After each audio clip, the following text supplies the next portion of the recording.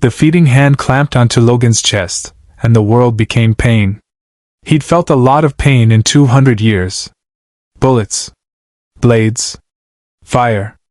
The Weapon X tank where they'd laced his bones with adamantium while he screamed himself raw. But this was different.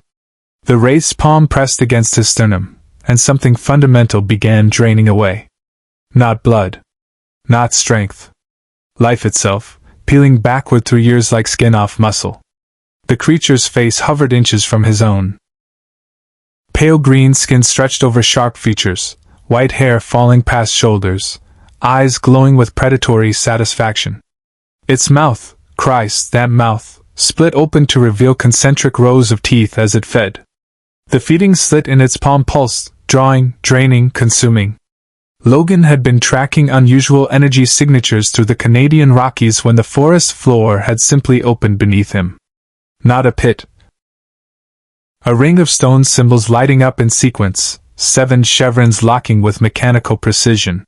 Then a vertical pool of shimmering blue-white energy had exploded outward, grabbed him like a tractor beam, and pulled him through a tunnel of impossible light and crushing pressure. He'd stumbled out onto an alien world under twin moons, purple leaf trees surrounding a village of terrified humans in rough-spun clothing. Before he could process anything, the ships had arrived. Organic-looking dart fighters that painted the village in scanning beams. The locals scattered, screaming about the Wraith, and culling. Then the beam hit him. Dematerialization. His molecules scattered, stored in some kind of buffer. When he'd rematerialized seconds or minutes or hours later, he was already in this thing's grip. The Wraith's eyes widened. Its feeding hand trembled. The draining sensation reversed. Logan felt his life force snap back like a rubber band, his healing factor roaring to compensate for the theft. The Wraith stumbled backward, confused, and fed again. Drain. Regenerate. Drain. Regenerate. Logan's lips peeled back from his teeth. "That all you got, bub?" The Wraith shrieked, a sound like tearing metal, and fed harder. Logan's vision grayed at the edges. Decades peeled away.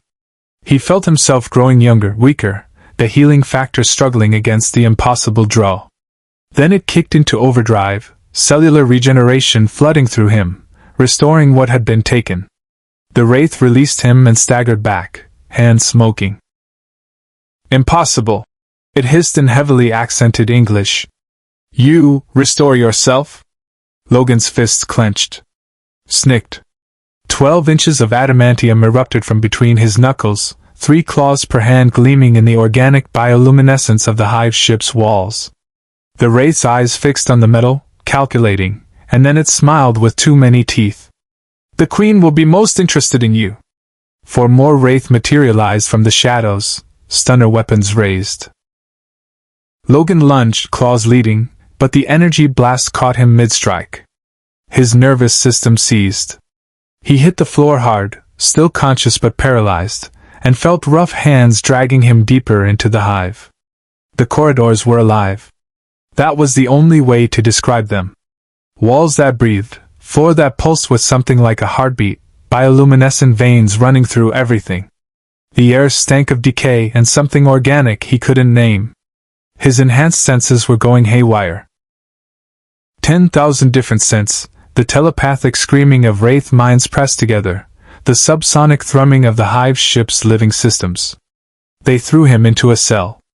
No bars, just an energy field that crackled when he tested it with one claw.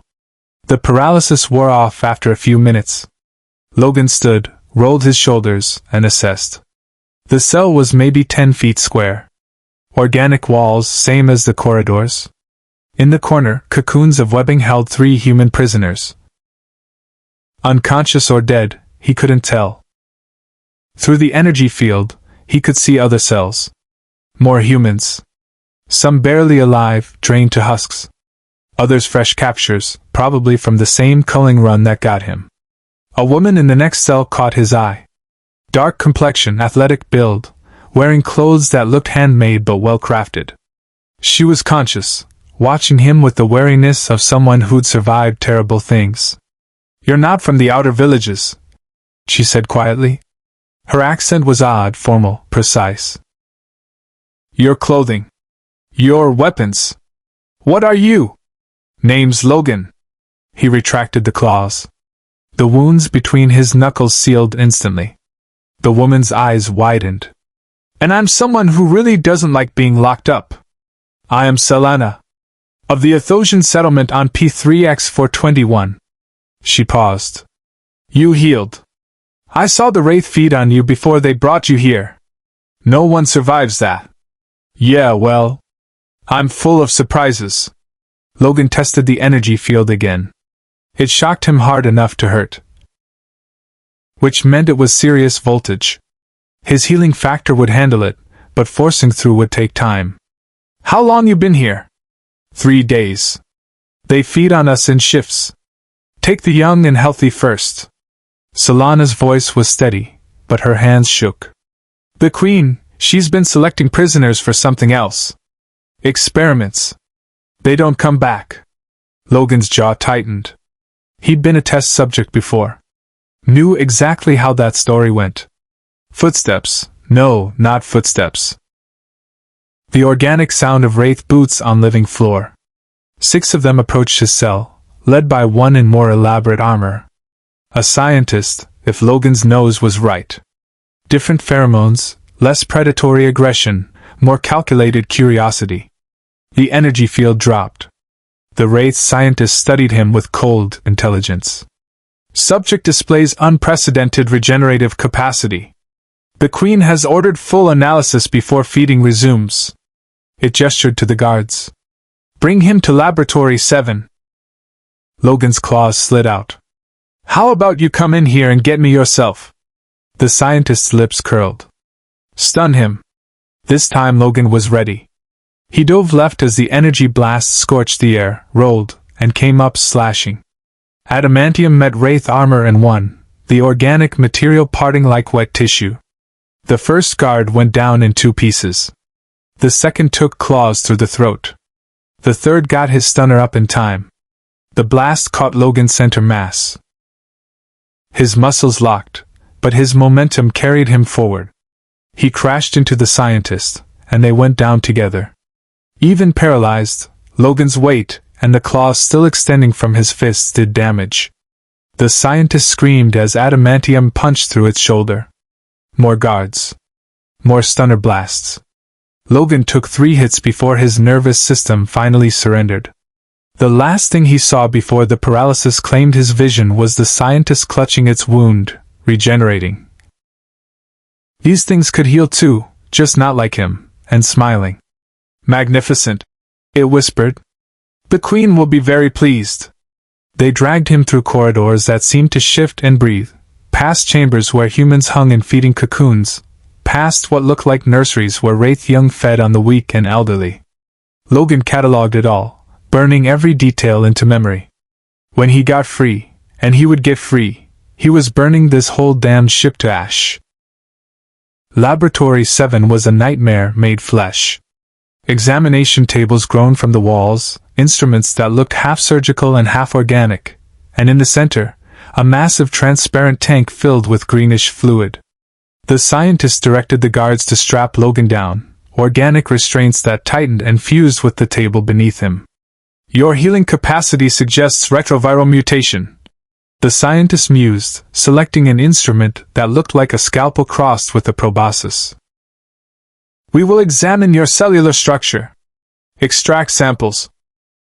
Determine if your gift can be replicated in Wraith physiology. Logan tested the restraints. Strong. The paralysis was fading, but these would hold even at full strength. He met the scientist's eyes. You really don't want to do this, bub. On the contrary. I have waited centuries for a specimen like you. The scalpel descended. Let us see how well you regenerate when we begin removing pieces. The first cut opened Logan's chest from sternum to navel. His healing factor kicked in immediately, flesh trying to knit even as the scientist peeled it back. Logan's roar shook the laboratory. Not from pain, he'd learned to swallow pain decades ago, but from pure, concentrated rage. The berserker was rising. That animal thing inside him that he spent most of his time keeping caged. The thing that made him more weapon than man. These Wraith wanted to see what he was? They were about to find out.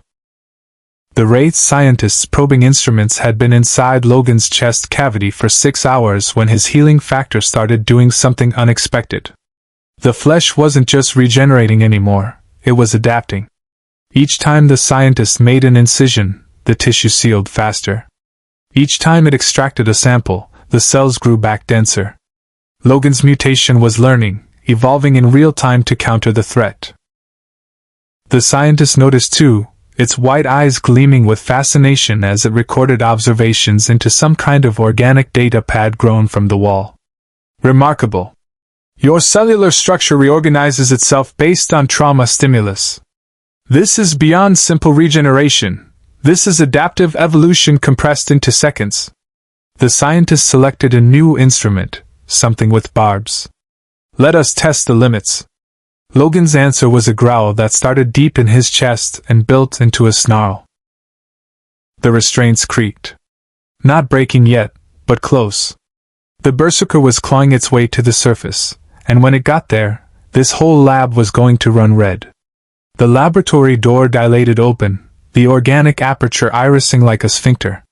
3 Wraith entered, but these were different. Bigger. Elite warriors, maybe, wearing more elaborate armor with bladed gauntlets, and those feeding hands covered in scarred tissue. Battle-hardened. Behind them came her. Logan knew predators.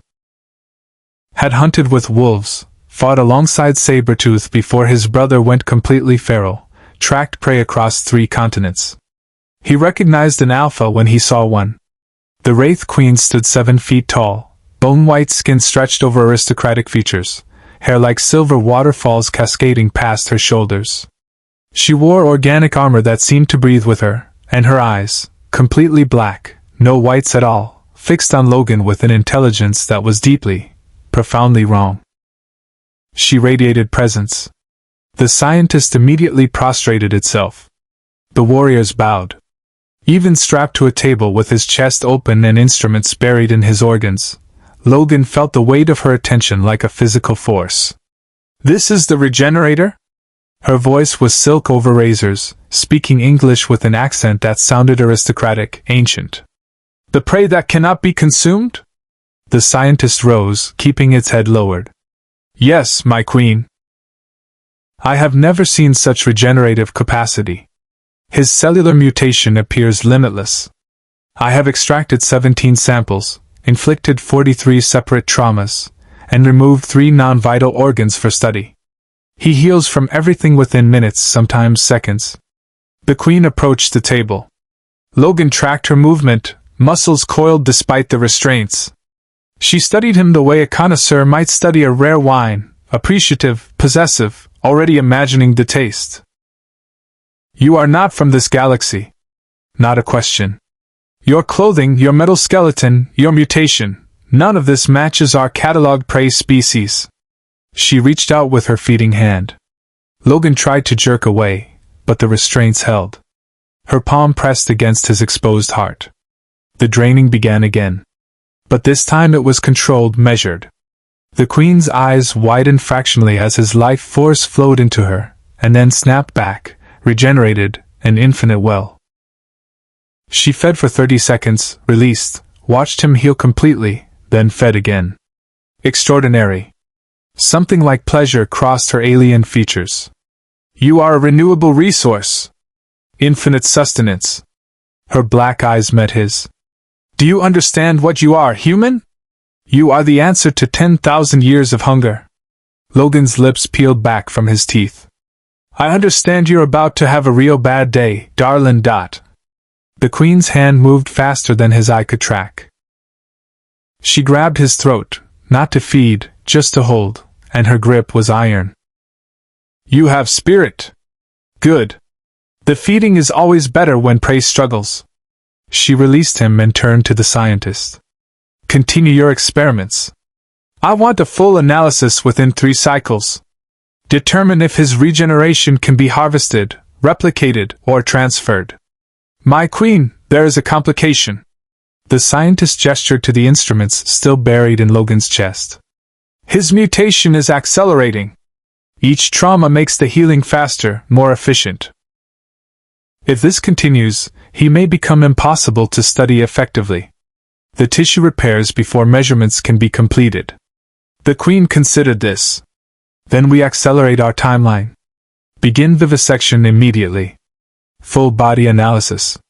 If necessary, we will keep him in a state of perpetual dissection. His healing will sustain him indefinitely.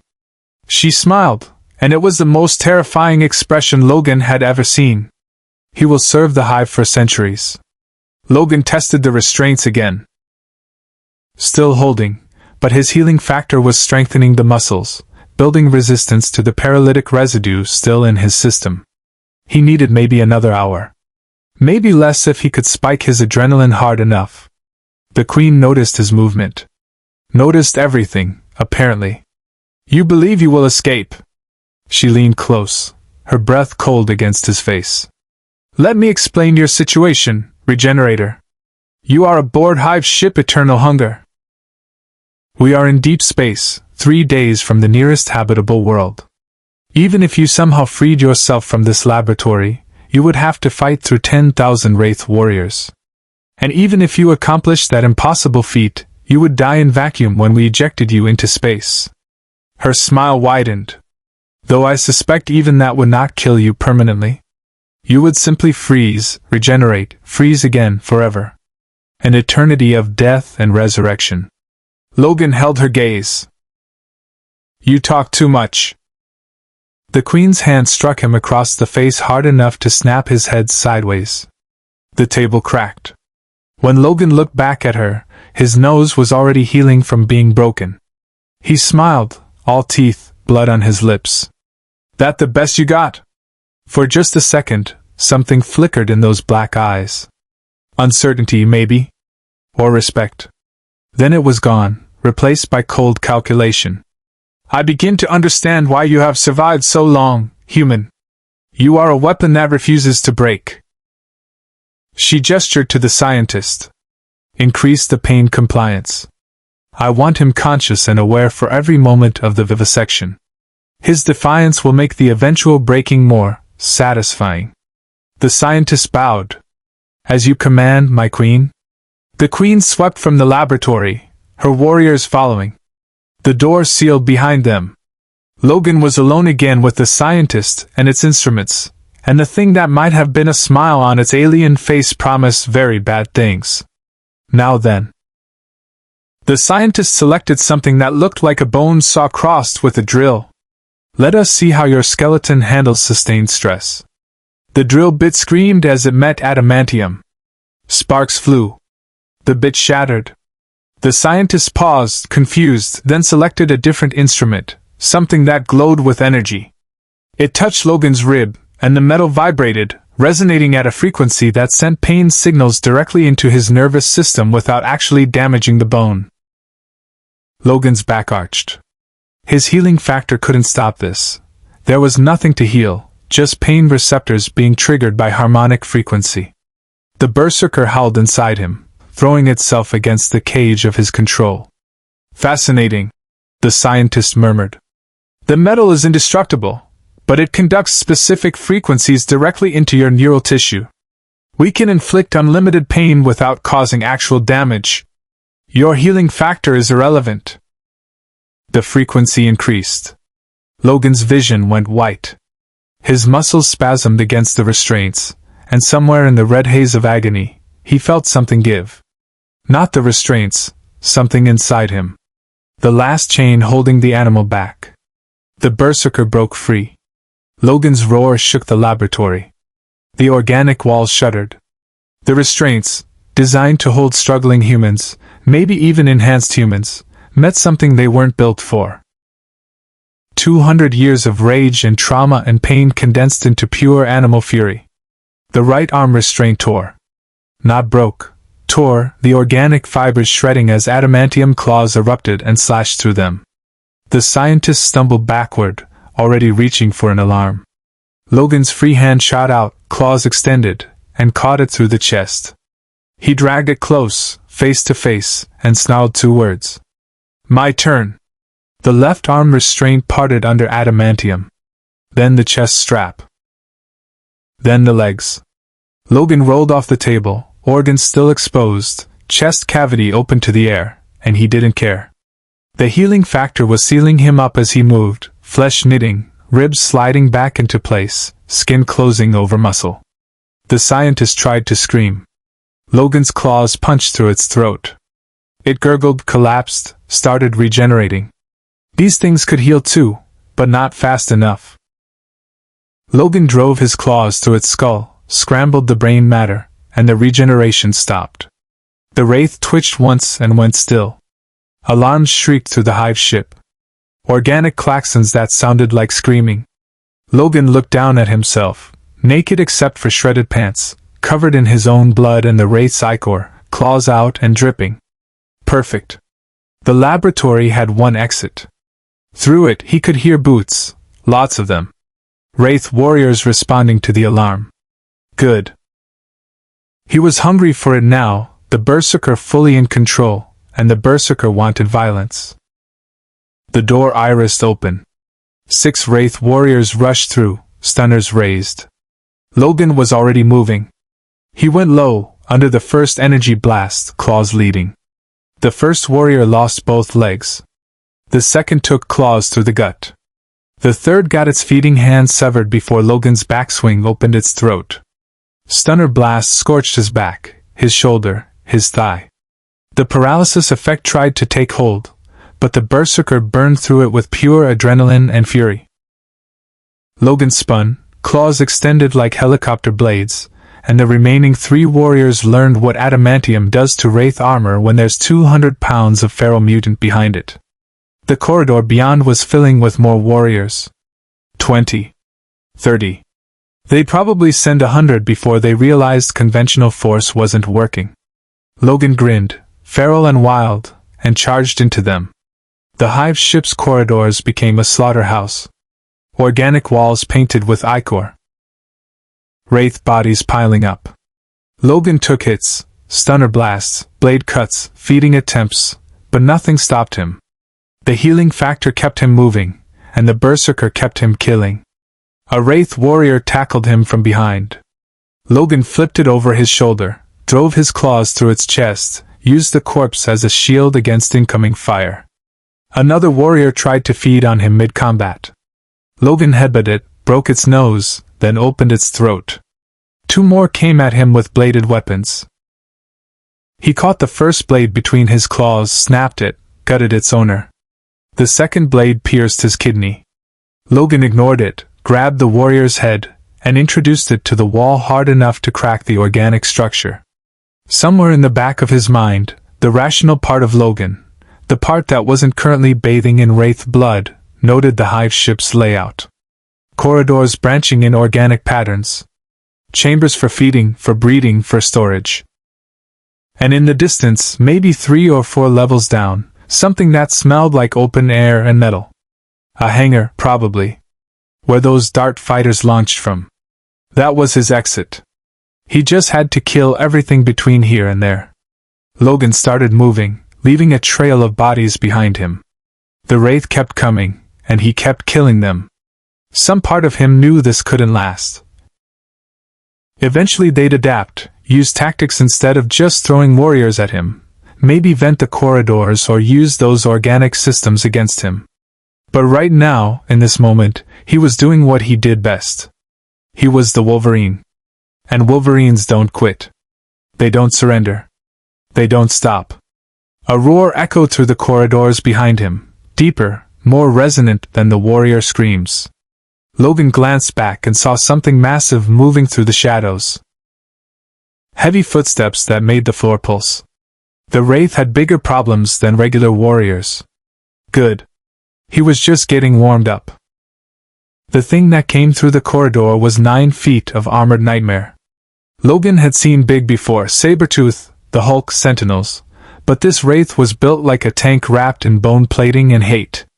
Its feeding hand was the size of Logan's torso, arms thick as tree trunks, and the armor covering it looked like it had been grown directly into its flesh. Battle scars crisscrossed every visible inch of pale green skin. A Wraith commander. Had to be. It didn't bother with words. Just charged, impossibly fast for something that size. Logan barely rolled clear as a massive fist cratered the wall where his head had been. The organic structure cracked, bleeding some kind of fluid. The commander spun, faster than Logan anticipated, and caught him with a backhand that sent him flying 20 feet down the corridor. Logan hit hard, ribs cracking on impact. The healing factor went to work immediately, bone fragments realigning, tissue repairing. He pushed himself up, spat blood, and grinned. Now we're talking. The commander closed the distance in 3 strides. Logan ducked under a haymaker, drove his claws into the thing's midsection, and felt them punch through the armor into flesh beneath. The Wraith didn't even flinch. Its feeding hand clamped onto Logan's skull. The drain hit like a freight train. Years peeled away, decades maybe. Logan felt himself weakening, shrinking, the healing factor struggling against the sheer power of this thing's feeding ability. His vision grayed. His muscles atrophied. The claws retracted involuntarily as his body tried to conserve energy for basic survival. Then the healing factor kicked into overdrive. It was like flipping a switch. The regeneration surged through him, not just replacing what was taken but overcompensating. Logan felt himself snap back to full strength, then beyond it. The adrenaline spike, the berserker rage, and the healing factor combined into something almost superhuman even by his standards. He grabbed the commander's wrist with both hands and twisted. Bones snapped. The feeding hand spasmed, released him.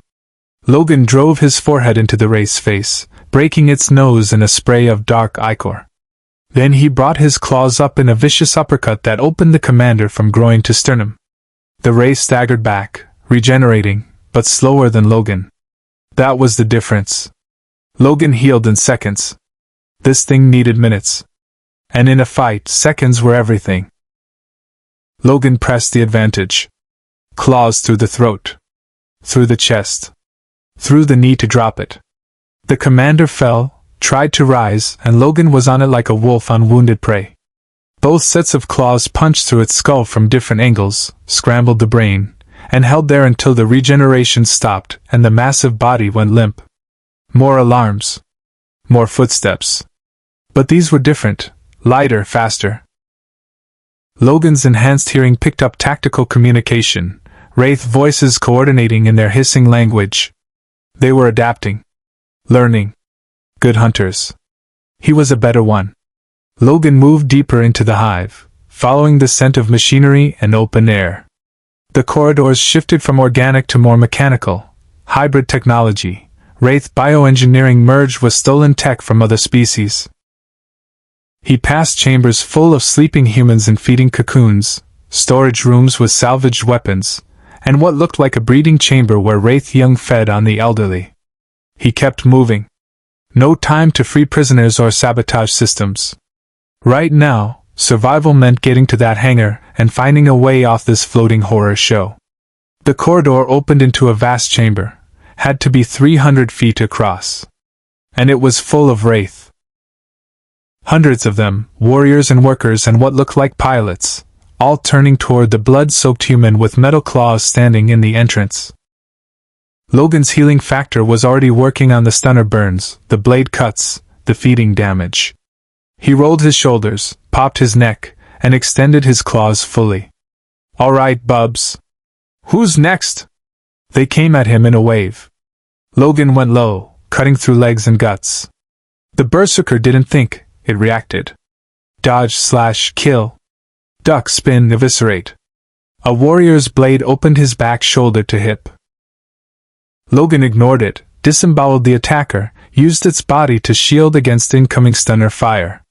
The wound on his back sealed before the corpse hit the ground. More warriors.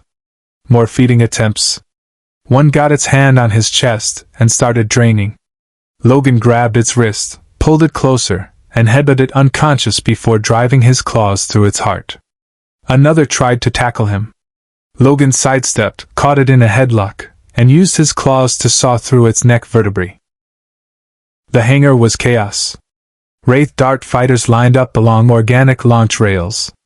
Pilots scrambling for their ships. Warriors trying to organize a defensive line. And Logan cutting through all of it like a buzz saw through tissue paper. He made it halfway across the hangar before the ceiling opened and she dropped down.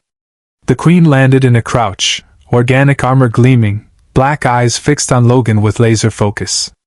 The warriors immediately fell back, giving her space. She rose to her full 7-foot height, feeding hand flexing. "Impressive," she said, surveying the carnage. "You killed 43 of my warriors in 17 minutes. Wounded 70 more. Even killed Commander Vakash, who survived 3 centuries of culling runs." She tilted her head. "You are wasted as mere prey, Regenerator. You should be serving me willingly." Logan's answer was to charge. The Queen moved like liquid lightning. She sidestepped his first slash, caught his wrist on the second, and used his momentum to flip him 20 feet into a dart fighter. The impact dented the organic hull. Logan rolled off, healing from cracked ribs, and came at her again. This time he went for the legs. The Queen leaped, impossibly high, landed behind him. Her feeding hand pressed against his spine. The drain started, and this time it was controlled. Precise. She wasn't trying to kill him, or even weaken him. She was reading him, pulling information directly from his cells. "I see," she whispered. "Military training. Decades of warfare. A weapon program that bonded metal to your bones." Her voice carried genuine fascination. "You were made into this. Tortured into it. We are not so different, you and I." Logan snarled, threw his head back, connected with her face. She released him, staggered, regenerating from the broken nose. Logan spun, claws leading, and opened 3 parallel gashes across her armor and the flesh beneath. The Queen looked down at her wounds, then at Logan. She smiled. "Yes. You will serve me perfectly." She raised one hand. Every Wraith in the hangar raised their stunners simultaneously. Logan counted maybe 60 weapons, all pointed at him. Even his healing factor had limits. 60 simultaneous hits would cook his nervous system beyond immediate recovery. He was weighing his options: charge the Queen and hope to take her hostage, or dive for cover and fight through, when the hangar's far wall exploded. Not organic explosion. Mechanical. Precise. Breaching charges that opened a hole big enough to fly a ship through. And through that hole came something Logan hadn't seen in what felt like forever: human technology. A puddle jumper, sleek, ancient designed, with forward weapons blazing. The jumper's drone weapons streaked across the hangar, targeting Wraith warriors with surgical precision. Explosions rippled through the gathered forces. The Queen shrieked orders in her language, warriors scrambling for cover. And the jumper set down 20 feet from Logan, rear hatch already opening. A man appeared in the hatch, military bearing, dark hair going gray, wearing black tactical gear and carrying AP-90. He took one look at the naked, blood-covered man with metal claws and didn't even hesitate. "You coming or what?" Logan didn't need to be asked twice. He sprinted for the jumper, the Queen's scream of rage following him. A feeding hand grabbed his ankle, he kicked it off, kept running. Stunner blasts scorched the air around him. One caught his shoulder, but momentum carried him forward into the jumper's cargo bay. The military man slapped the hatch control. "Go, go, go!" The jumper lifted, spun, and shot through the breach in the hangar wall. Behind them, Logan heard the Queen's voice, telepathic and furious, echoing through the hive. "Find them. Bring me back my immortal." The jumper cleared the hive ship, its cloak engaging as they burned hard for open space. Logan collapsed against the bulkhead, healing from a dozen wounds simultaneously, and looked at his rescuer. "Thanks for the lift, bub." The man grinned, extending a hand. "Lieutenant Colonel John Sheppard, Atlantis Expedition. And you are one hell of a mess." The puddle jumper's interior was cramped but efficient, ancient technology that looked grown rather than built, organic curves and crystalline control panels. Logan watched Sheppard's hands dance across the interface with practiced ease, the ship responding to thought as much as touch. Atlantis expedition?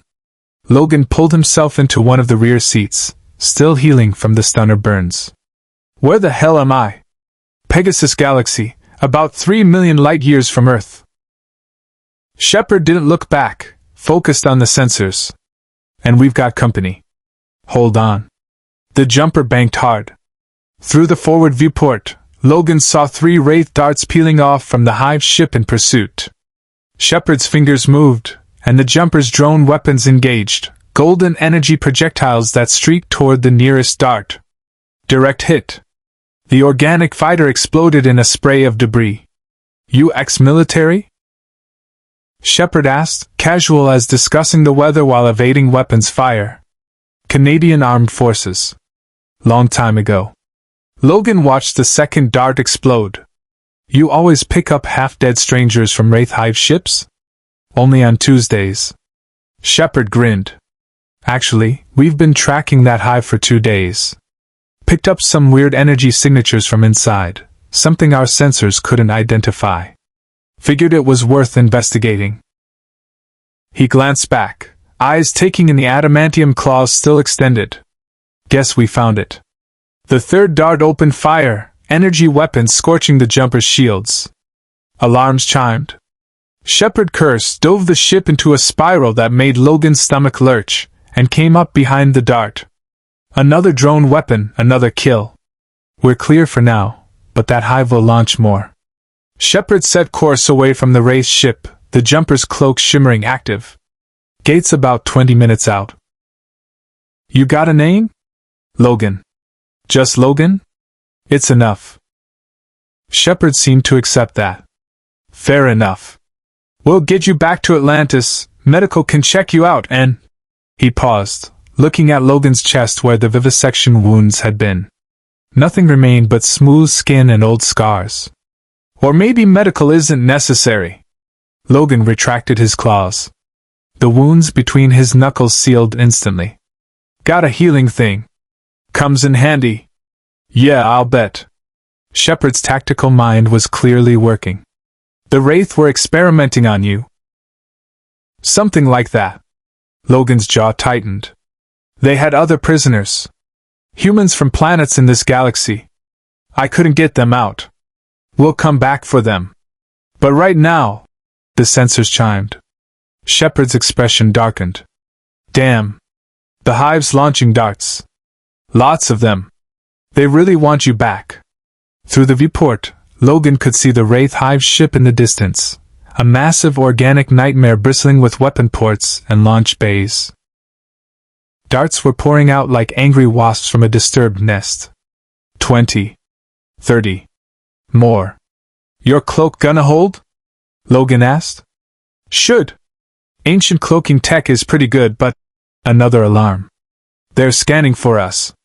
Active sensors, full spectrum. Sheppard's hands moved faster across the controls. McKay's gonna kill me if I lose another jumper. McKay? Our chief scientist. Brilliant, arrogant, allergic to everything. Sheppard banked hard, avoiding a search pattern. You'll love him. The jumper shuddered. Not from weapons, from something else. Logan's enhanced senses picked it up, a low-frequency pulse washing over the ship, probing, searching. The Wraith were adapting their sensors, trying to pierce the cloak. They're getting close, Sheppard muttered. Gate's still 15 minutes out. Logan leaned forward. Can this thing go faster? Not without dropping the cloak. And if we do that, we fight through. Logan's tone was flat. How many darts can this ship handle? Sheppard laughed, but there was no humor in it. In a straight fight? Maybe 5 or 6 before the shields fail. There's 40 out there now, and more launching. He glanced back. You got any other tricks besides the claws and the healing? I'm real good at not dying. Fantastic. That makes 2 of us. The sensor pulse intensified. The jumper's systems fluctuated, the cloak shimmering, destabilizing. Sheppard's jaw clenched. They've almost got us. McKay upgraded these cloaks, but Wraith tech is adapting faster than. A dart screamed past, close enough that Logan could see the pilot through the canopy. It hadn't fired. Hadn't seen them yet. But it would. Sheppard. Logan kept his voice level. You got an escape plan if this goes sideways? Working on it. Sheppard's fingers flew across the controls. There's a debris field about 3 minutes out, destroyed Wraith cruiser from an old battle. We can hide in there, wait for them to spread out their search pattern, then make a run for the gate. And if they find us in the debris field? Sheppard's grin was tight. Then we get creative. The jumper dove, accelerating toward the debris field. Behind them, the Wraith darts adjusted course, search patterns tightening. One passed within 50 meters, close enough that Logan could smell the organic components through the jumper's ventilation. The cloak held. Barely. The debris field materialized ahead, twisted metal and organic matter, the corpse of a massive Wraith cruiser torn apart by some ancient battle. Sheppard guided the jumper into the wreckage, threading between hull fragments the size of buildings, and tucked them into the shadow of what had been a weapons battery. He killed the engines. The jumper went silent, drifting with the debris. Outside, Wraith darts quartered the area. Methodical. Professional. These weren't mindless drones. They were trained hunters executing a search grid. Logan counted 16 within visual range, and his hearing picked up more beyond. Minutes crawled past. Sheppard sat motionless at the controls, barely breathing. Logan recognized the discipline, special forces training, the ability to go completely still and wait. He'd done the same thing himself in 100 different combat zones. A dart drifted past their hiding spot, so close Logan could see the feeding pods where captured humans were stored. Empty pods. The pilots were looking for new prey. The dart's sensors swept across their position. The jumper's systems fluctuated. Sheppard's hand hovered over the controls, ready to break cover and fight if necessary. The dart moved on. Sheppard exhaled slowly. Okay. They're spreading out. We've got maybe a 5-minute window before they sweep back this way. He brought the engines online, minimal power. The gate's on the other side of this debris field. We're gonna have to thread the needle. Do it. The jumper moved, drifting between wreckage, cloak active but fragile. Every few seconds, a dart would pass nearby, and Sheppard would adjust course, always keeping debris between them and the searchers. It was like watching a master craftsman work, small adjustments, perfect timing, absolute confidence in his skill. They were halfway through when Logan's enhanced hearing caught something, the high-pitched whine of Wraith engines spooling up. Multiple sources. Coming from directly ahead. Sheppard. I hear them. The sensors showed 6 darts converging on their position from different vectors. They're boxing us in. Someone's coordinating them, probably the hive ship. The Queen. Logan could almost hear her voice in his head, directing her hunters with cold precision. She'd been inside his cells, read his combat patterns, understood how he thought. She was using that knowledge now. We're not gonna sneak past this, Sheppard said quietly. We're gonna have to punch through. You might want to hold on to something. Logan braced himself against the bulkhead. Just get us to that gate, bub. Sheppard's hands moved. The cloak dropped. The jumper's engines screamed to full power. And the darts saw them. All 6 opened fire simultaneously. Sheppard dove rolled came up firing drones. 1 dart exploded. 2. The remaining 4 broke formation, circling like sharks. Energy weapons hammered the shields. Alarms shrieked. Sheppard was flying purely on instinct now. Dodge, fire, dodge again, and somehow keeping them alive. A dart got behind them, weapons charging. Sheppard couldn't shake it. The angle was wrong, the jumper too committed to its current maneuver. The dart fired. The energy blast caught them starboard side. Shields flared, failed. The hit punched through the jumper's hull, and suddenly the rear compartment was venting atmosphere into space.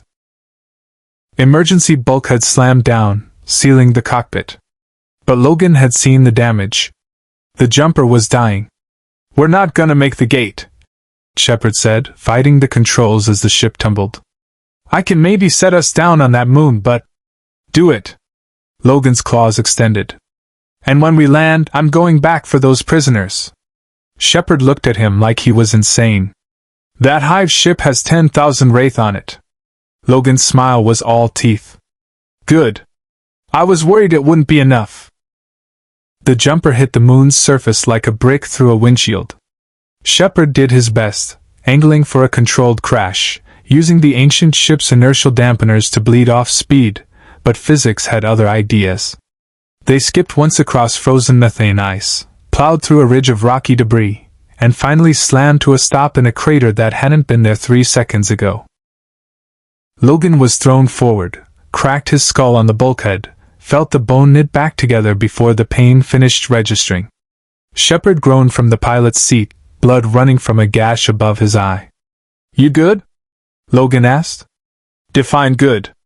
Sheppard wiped blood from his face, already checking the console. Jumper's dead. Main power's offline, life support's got maybe 6 hours, and... He tapped the sensors. We've got incoming.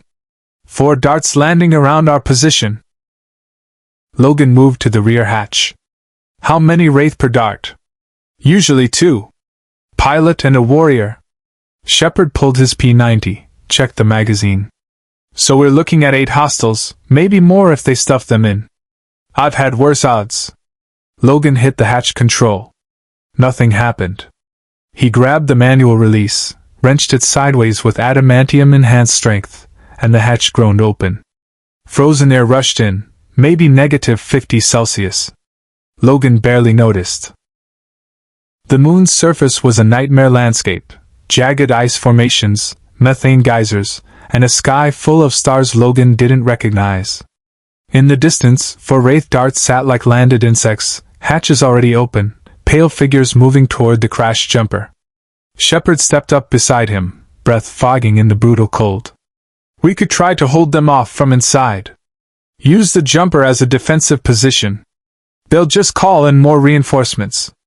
Logan's claws slid out. Better to meet them head-on. You sure you want to? Sheppard stopped as Logan jumped from the hatch and hit the ice running. Or we could do that. Sure. The first Wraith came around an ice formation, stunner raised. Logan was already inside its guard, claws through the chest, twist, withdraw. The Wraith collapsed, trying to regenerate.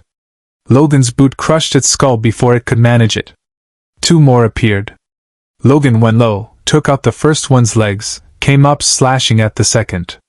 The Wraith's feeding hand grabbed his shoulder, started draining. Logan headbutted it, broke its nose, drove his claws up through its jaw into its brain. It dropped. The legless one was crawling, regenerating. Logan finished it. Sheppard's P90 chattered behind him, control bursts, military precision. A Wraith warrior spun from the impacts, went down hard. Sheppard put another burst into its head to stop the regeneration. I count 3 more!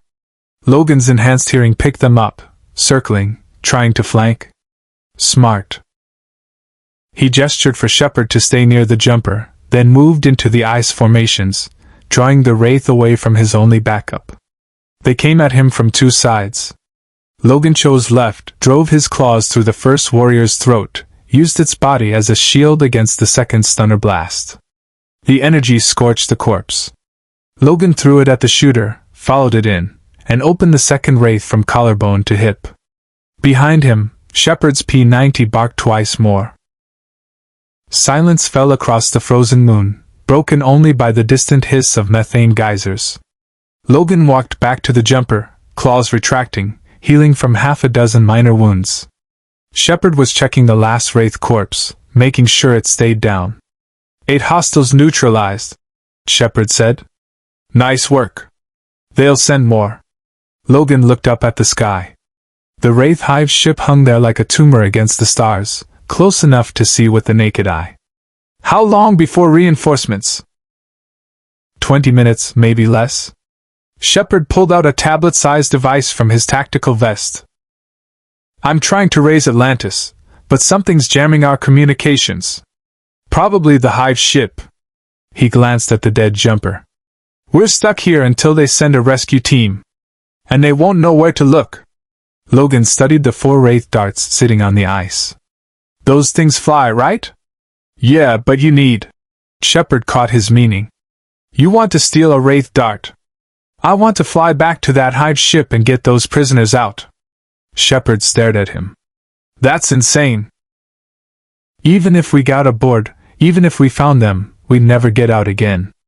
That queen wants you bad. She'll have every corridor locked down. Then I'll cut through the locks. Logan's tone was flat. Those people are in feeding cocoons because of me. The Wraith were tracking my energy signature or whatever. I'm not leaving them there. Logan. You got people you care about, Sheppard? The question hung in the frozen air. Sheppard's jaw tightened. Yeah. My team. The Atlantis expedition. We lost good people to the Wraith. Then you know why I'm doing this. Logan started walking toward the nearest dart. You can wait here for your rescue team. I'm going back. Sheppard was quiet for a long moment. Then he sighed, shouldered his P90, and followed. McKay really is gonna kill me. The Wraith dart's interior was organic and disturbing. Walls that pulsed, controls that looked grown rather than built, and a distinctly alien stench. But the pilot's seat was straightforward enough. Sheppard slid into it, his hands hovering over the interface. I've flown captured darts before, he said.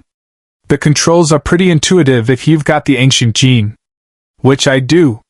His fingers touched the interface. The dart shuddered, systems coming online. The hard part is getting past the hive ship's defenses without getting shot down. Can you do it? Sheppard's grin was reckless. Probably not. But let's find out. Warriors swarmed him. Logan cut through them like wheat, leaving bodies in his wake. Stunner blasts scorched his back, his legs. He ignored them, focused on the queen, who watched his approach with something like anticipation. He made it to the platform. The queen's feeding hand shot out, impossibly fast, and caught him by the throat. She lifted him one-handed, her strength terrifying. Did you truly believe you could rescue them? She leaned close, her breath cold. They are mine. You are mine. And now I will make you understand. Her feeding hand pressed against his chest. The drain began, but this time, it was different. She wasn't just taking life force. She was pulling memories. Logan felt his mind opening, his past spilling out, Weapon X, the wars, everyone he'd lost, every person he'd failed to save. The queen's eyes widened. Oh, Regenerator. You are so much more broken than I realized. Her smile was cruel. This will be easier than I thought. Logan's claws punched up through her wrists. Both of them. She shrieked, released him, staggered back, regenerating. Logan landed in a crouch, looked up at her with murder in his eyes. You don't know me at all, darlin'. Then he launched himself at her, and showed her exactly how broken he could be. Logan's claws found the queen's throat 3 times before she adapted. She was fast, faster than any Wraith warrior he'd fought. Her regeneration matched his, wounds sealing as quickly as he could inflict them. But she had something he didn't, telepathy. Her mind pressed against his, trying to overwhelm him with psychic pressure, ancient and vast and utterly alien. Logan gritted his teeth and pushed back with 200 years of pure stubborn refusal to break. You cannot resist me, the queen hissed, her feeding hand grabbing his wrist, draining even as she regenerated. I have dominated thousands of minds. You are nothing. Logan headbutted her. I've had worse in my head than you. She reeled back, and Logan pressed the advantage, claws through her shoulder, her ribs, her thigh. Black ichor sprayed across the platform. Below them, the hangar was chaos. Sheppard had disappeared into the corridors, hopefully finding the prisoners. Warriors were regrouping, forming firing lines. The queen's hand shot out, not to feed but to strike. She backhanded Logan hard enough to crack the platform's organic railing. He tumbled over the edge, fell 20 feet, and landed in the middle of a dozen Wraith warriors. They swarmed him immediately. Feeding hands grabbed every exposed inch of skin. Logan felt his life force draining from multiple directions, the healing factor struggling to compensate. His vision tunneled. His muscles weakened. Too many. Even he had limits. Then his berserker instinct kicked in, the animal part that refused to quit no matter what. Logan's roar shook the hangar. He spun, claws extended like a blender, and Wraith bodies flew apart. He grabbed one by the throat, used it as a bludgeon against two more, then drove his claws through all three simultaneously. More warriors pressed in. Logan kept killing. His healing factor was working overtime now, burning through energy reserves, regenerating from wounds faster than the Wraith could inflict them. He was bleeding from a dozen cuts, scorched from stunner blasts, but he wouldn't stop. Couldn't stop. A warrior's blade punched through his kidney. Logan grabbed the blade, snapped it, reversed it, and buried it in the warrior's eye. Another feeding hand clamped on his neck. Logan bit down on the wrist, tasted alien ichor, and ripped the hand off with his teeth before spinning and gutting its owner. The Queen watched from her platform, and Logan could see the calculation in those black eyes. She wasn't angry anymore. She was fascinated. Studying him like a particularly interesting specimen. Magnificent, she called down. You truly are the perfect weapon. And you will be mine. Logan's answer was drowned out by weapons fire, not Wraith stunners but human P90s. Multiple weapons controlled bursts. He glanced toward the corridor entrance, and saw Sheppard returning with 4 others. 3 men, 1 woman. All armed. All moving with military precision. The woman was built like an Amazon, dark hair and warrior braids, carrying a Wraith stunner alongside her P90. She moved like a fighter, and when she saw the carnage Logan had created, her eyes widened fractionally before her expression hardened into professional assessment. One of the men was massive, dreadlocks, tribal tattoos, coat bristling with weapons. He carried a Wraith particle rifle and moved with the confident violence of someone who'd survived hell. When he saw Logan covered in ichor and surrounded by bodies, he actually grinned. I like him already, the big man rumbled. Ronon, focus! That was Sheppard, reloading. Taylor, get those prisoners to the dart. McKay. The 4th member of the team was smaller, wearing glasses, looking absolutely terrified but trying to hide it behind irritation. I'm working on it. Hive ship systems are biologically encrypted, I can't just... He pulled out some kind of ancient tablet device and tapped frantically. There. Life support to the feeding chambers is disrupted. We've got maybe 3 minutes before they reroute. Then we move now. Sheppard's team surged forward, laying down suppressing fire. The woman, Taylor, was already herding freed prisoners toward the stolen dart. Maybe 20 humans, all emaciated, some barely conscious. The Queen shrieked orders in her language. More warriors poured into the hangar from multiple entrances. Sheppard's team formed a defensive perimeter around the prisoners. Logan fought his way toward them, cutting through Wraith like they were made of paper. Ronon met him halfway, particle rifle blazing. You're the one who tore up the hive? He shot a warrior in the face, not even looking. Impressive. Save the compliments. Logan gutted another Wraith. How many prisoners? 23. More in deeper chambers we couldn't reach. Ronon's expression darkened. We can't save them all. Logan knew he was right. Knew it tactically, strategically. But it still tasted like bile. Then we save who we can. They fell back toward the dart, fighting every step. Taylor was already loading prisoners into the ship's holding cells. The same cells the Wraith used to store cold humans, but they'd work for extraction. McKay was still tapping his tablet, muttering about biological encryption and ancient override codes. Sheppard laid down covering fire. McKay! Tell me you can fly that dart out of here! Theoretically! But the hangar doors are sealed, and I'd need to. A massive impact shook the entire hive ship. Alarm shrieked, different from before. Emergency klaxons.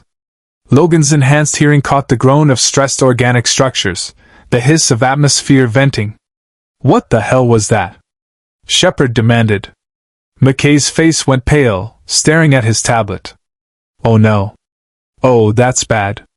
That's very bad. McKay. Another hive ship just opened fire on this one. McKay looked up, panicked. There's a second Wraith faction, and they're attacking!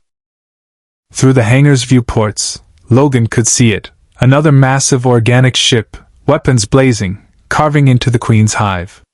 This wasn't a rescue. This was a rival faction taking advantage of chaos. The Queen's telepathic voice echoed through the hangar, speaking English for his benefit. You have brought war to my hive, Regenerator. For that, I will make you watch as I feed on everyone you've tried to save. She dropped from her platform, landing in a crouch that cracked the deck. Warriors parted before her. She strode toward the dart, toward the prisoners, feeding hand extended. Logan moved to intercept, and Ronon was beside him, particle rifle charging. Together? The big man asked. Yeah. Logan's claws extended fully. Together. They charged the Queen simultaneously. Logan went low, Ronon high. The Queen moved like liquid shadow, dodging Ronon's blast, catching Logan's claws with her bare hand. She squeezed, and even adamantium groaned under the pressure. Her other hand grabbed Ronon's throat, lifted him off his feet. Taylor appeared from the side, driving a Wraith blade into the Queen's back. The Queen barely flinched, backhanding Taylor 20 feet into a bulkhead. Sheppard opened fire, P90 rounds stitching across the Queen's chest and face. She regenerated faster than he could shoot. Logan wrenched his claws free, drove them into the Queen's midsection, dragged them upward toward her heart. She screamed, actual pain this time, and released Ronon to grab Logan with both hands. Her feeding palms pressed against his temples. The psychic assault hit like a tsunami. Logan felt his mind cracking open, memories spilling out uncontrolled. The Queen was inside his head now, deeper than before, pulling everything, every mission, every friend lost, every person he'd failed to save. She was feeding on his trauma. Yes, she whispered, her voice echoing inside his skull. So much pain. So much loss. You are delicious. McKay fought the controls, stabilized them. We're clear! We're actually, oh God, I can't believe that worked. Sheppard gripped Logan's shoulder. That was the most insane rescue op I've ever been part of. And I've been part of some crazy ones. Logan looked back at the prisoners. 23 saved. How many left behind? Hundreds? Thousands? He'd have to live with that. The stolen dart limped toward the Stargate with one engine failing and hull breaches venting atmosphere into space. McKay kept up a running commentary of everything going wrong, which Sheppard mostly ignored while manually rerouting power to keep them flying. Logan sat in the back with the rescued prisoners, watching Taylor and Ronon distribute emergency supplies from the dart's minimal stores. The freed humans were in bad shape, malnourished, traumatized, some barely conscious. A young woman, maybe 20, kept staring at Logan's claws with wide eyes. You killed them, she whispered. The Wraith. I saw you, there was so much blood. Logan retracted the claws. Yeah. I did. Are you? She hesitated. Are you human? Taylor knelt beside her, offering water. He is a friend. That's all that matters. She met Logan's eyes, and there was understanding there. She'd seen his berserker rage in the hangar, seen him slaughter Wraith with brutal efficiency, and she wasn't judging. Just acknowledging. Ronon dropped into the seat next to Logan, checking his particle rifle. Where'd you learn to fight like that? Long story. We got time. Ronon gestured at the viewport, where the Stargate was finally visible, a massive ring floating in space. McKay says 20 minutes to dial Atlantis. Logan considered that. These people had pulled him out of a situation that would have ended with him as the Queen's eternal prisoner and science experiment. They'd risk their lives for strangers. He owed them something. I was in the military, Logan said quietly. Long time ago. After that, I was part of a program. They did things to me. Made me into a weapon. He flexed his hands, the familiar ache between his knuckles where the claws rested. Been trying to be something else ever since. Doesn't always work out. Ronon was silent for a moment. I was a soldier too. Satadin military. The Wraith culled my world, turned me into a runner, hunted me for 7 years across the galaxy. They put a tracker in me, let me go, then chased me for sport. His jaw tightened. Sheppard's team removed it. Gave me a chance to fight back instead of just running. That why you're with them? They're my family now. Ronon looked toward the cockpit, where Sheppard and McKay were arguing about power distribution. First real one I've had since Satida fell. Logan understood that. The X-Men had been his family once. Before everything went to hell. Before he'd lost them one by one to a world that hated and feared what they were. The dart shuddered. Alarms chimed. McKay's voice carried back. That's not good.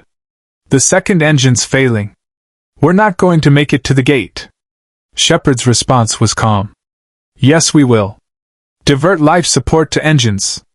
That'll give us maybe 5 minutes of air. Then dial fast. McKay muttered something about insane military personnel, but his hands moved across the controls. The dart lurched forward, engine screaming. Through the viewport, Logan watched the Stargate grow larger. McKay transmitted the dialing sequence, 7 symbols lighting up on the massive ring. The 8th locked. A stable wormhole erupted from the gate's surface, that familiar blue shimmer. Transmitting IDC, McKay said.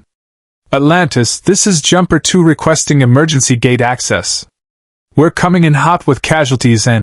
He paused, listening. Yes, I know we left in a jumper, we're returning in a Wraith dart, it's complicated. The dart shot through the gate. The sensation was familiar to Logan now, the crushing pressure, the sense of being pulled through impossible distance. Then they were through, emerging in what looked like a massive chamber. The gate stood at one end, and at the other. Logan's breath caught. A city. An entire city of towers and spires, all gleaming metal and ancient architecture, surrounded by ocean on all sides. Atlantis. It was beautiful in a way that made his chest tight, humanity reaching for something greater, finding it, claiming it. The dart set down hard on a landing platform. Emergency teams were already rushing toward them, medical personnel, security, technicians. The hatch opened, and organized chaos erupted as the Atlantis expedition went to work saving lives. A man in civilian clothes and a military bearing approached Sheppard. Late 50s, graying hair, the look of someone who'd commanded men in combat. Colonel Sheppard. Your report? We located the hive ship tracking unusual energy signatures, Colonel Caldwell. Found a prisoner aboard who'd been escaping when we arrived. Assisted in his extraction, recovered 23 additional prisoners, and encountered a second hive ship engaging the first. Sheppard gestured to Logan. This is Logan. He's the reason the Wraith were so interested in that sector. Caldwell's eyes swept over Logan, taking in the blood, the shredded clothing, the adamantium claws Logan hadn't bothered retracting yet. Those are interesting hardware, Mr. Logan. They come in handy. I imagine they do. Caldwell's tone was neutral, professional assessment, no judgment. We'll need to debrief you, run some medical scans, figure out how you got to the Pegasus Galaxy. But first, let's get you cleaned up. A woman stepped forward. Late 30s, professional demeanor, dark hair pulled back. I'm Dr. Keller, Chief Medical Officer. If you'll come with me. I'm fine. You're covered in blood and what I'm guessing is Wraith tissue. Her tone was pleasant but firm. You're coming to medical. Non-negotiable. Logan looked at Sheppard, who grinned. Don't fight it. She always wins. 20 minutes later, Logan was in Atlantis's medical bay, sitting on an examination table while Dr. Keller ran scans with ancient technology that looked like magic. She'd stopped commenting on his healing factor after the third injury sealed itself in front of her eyes.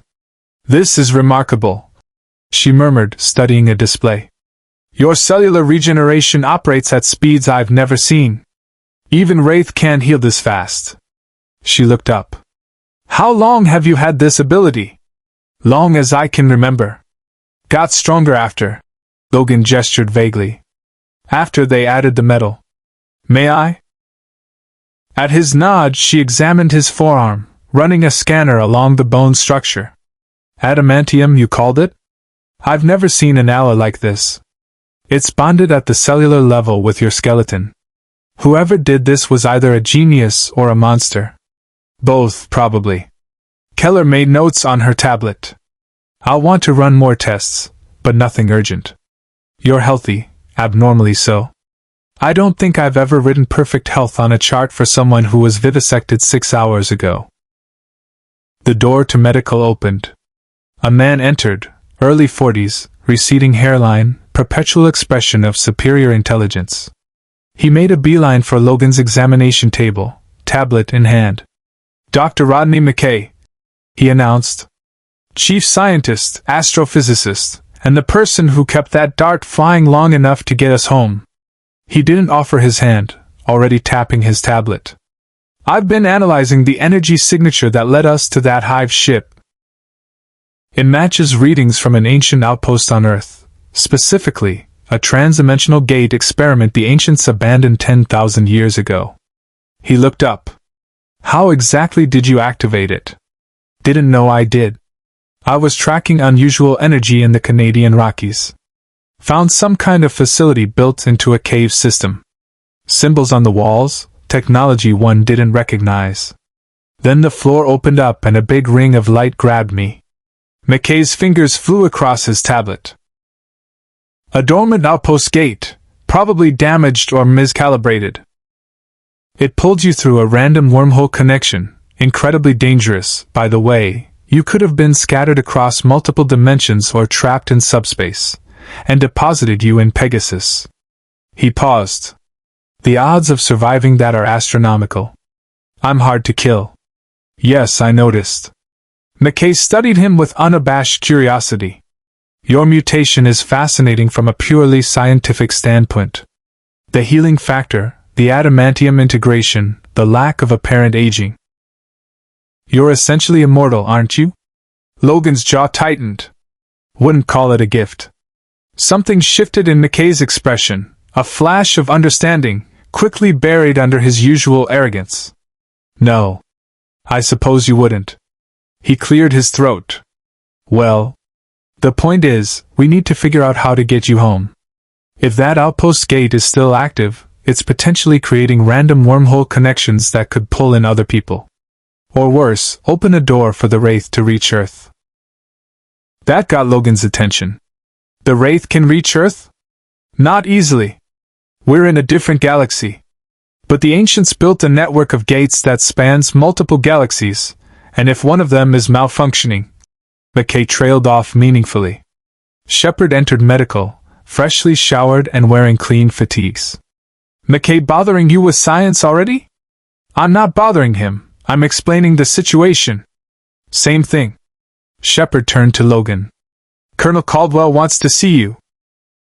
"We've got a situation developing." They walked through Atlantis, corridors of ancient design, technology humming in the walls, windows overlooking the ocean. Logan counted maybe 300 people, military and civilian, all working with the focused intensity of an expedition operating on the knife's edge. Caldwell's office overlooked the gate room. Through the window, Logan could see the massive Stargate, currently inactive. Caldwell stood at his desk with Taylor and Ronon flanking him. "Mr. Logan," Caldwell began without preamble, "we've received troubling intelligence from our Athosian allies. The Wraith hive you escaped from, the one with that queen, has broken off from the battle with the rival faction. It's heading toward inhabited space." He pulled up a star chart. "Specifically toward a cluster of human settlements. Population roughly 10,000 across 4 worlds." Logan understood immediately. She's going to take it out on them. Because I got away. The Queen seems to have developed an obsession with recapturing you, Taylor said quietly. Our sources indicate she's been broadcasting across Wraith communication channels, offering a substantial reward to any hive that delivers you to her. Great.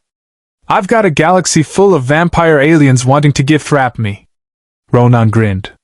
Welcome to Pegasus. Caldwell leaned forward. Here's the situation, Logan. That Queen is going to cull those worlds, and she's going to do it brutally to send a message. We can't let that happen. But we also can't spare a full military deployment right now. We're stretched thin across multiple operations. You want me to help stop her? I want you to consider joining Sheppard's team on a mission to evacuate those settlements before the hive arrives. You've fought the Wraith. You understand what they're capable of. Caldwell's expression was serious. I won't order you. You're not under my command. But those people are going to die unless someone helps them. Logan looked at Sheppard, who shrugged. No pressure. But yeah, we could use someone who can't be killed in a fight. Through the window, the Stargate began dialing, someone coming through from another world. Chevrons locked in sequence. The wormhole erupted. It was mesmerizing, that connection to thousands of worlds, each one a battlefield in humanity's fight for survival. Logan had spent years trying to walk away from fights. Trying to be something other than a weapon. But looking at these people, Sheppard with his reckless courage, Ronon with his scarred determination, Taylor with her quiet strength, he recognized something. They were fighting the good fight. And they were doing it as a team. Maybe that's what he'd been missing. All right, Logan said. I'm in. The briefing room held a dozen people, Sheppard's team, Colonel Caldwell, several Marines, and a holographic star chart that showed 4 human settlements clustered in a sector the Wraith called Easy Feeding Grounds. McKay tapped his tablet, highlighting the nearest world. P4X639. Population approximately 3,000. Pre-industrial civilization, no space travel capability. They've been culled twice in the last decade. He pulled up images, villages, terrified faces, burnt croplands. The Wraith hit fast, take the young and healthy, leave the rest to rebuild the population for the next harvest. Logan's claws itched under his skin. How long before that Queen arrives? 16 hours, give or take. McKay zoomed out, showing the hive ship's trajectory. She's burning hard toward the settlements, and our intel says she's broadcasting her intentions across Wraith networks. She wants you to know she's coming. Wants you to try stopping her. It's a trap, Ronon said flatly. Obviously it's a trap. Sheppard leaned back in his chair. But we're still going. We evacuate who we can, collapse the gates behind us so the Wraith can't follow the refugees to Atlantis. He looked at Logan. You don't have to come. This isn't your galaxy, not your fight. Logan thought about the prisoners they'd pulled from that hive. 23 saved. Hundreds left behind. The young woman who'd asked if he was human, her eyes haunted by what the Wraith had done to her. I'm coming. Caldwell nodded. Good. We've got 4 jumpers standing by. Each team takes 1 settlement, evacuates everyone through the gate to a safe world, then returns to Atlantis. Simple extraction. He paused. Except the Queen will be watching. She'll hit whichever team she thinks has Logan. So we split up, make her guess. Sheppard stood. Logan goes with my team to P4X639. Ronon, you take Team 2 to the next settlement. Taylor, Team 3. Lorne gets Team 4. A Marine officer, Major Lorne, from the nameplate, spoke up. Sir, if the Queen is specifically hunting Logan, won't she just scan for his energy signature?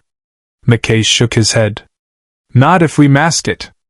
I can rig an ancient personal shield to diffuse his quantum signature across all 4 jumpers.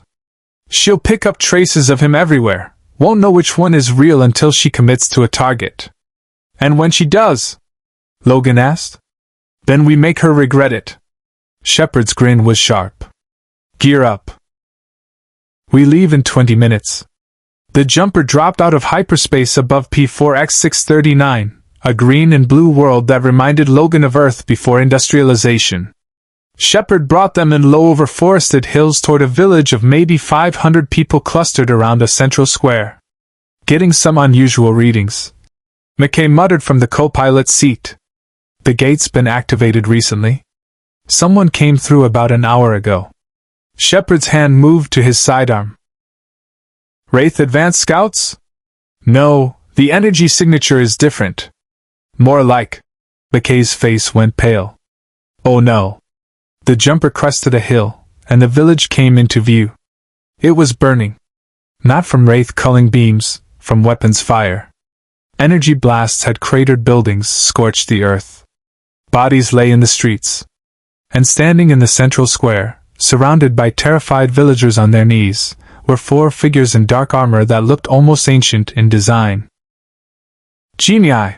Sheppard spat. What the hell are they doing here? McKay pulled up files on his tablet. The Genii are an underground human civilization, technologically advanced, militarily aggressive.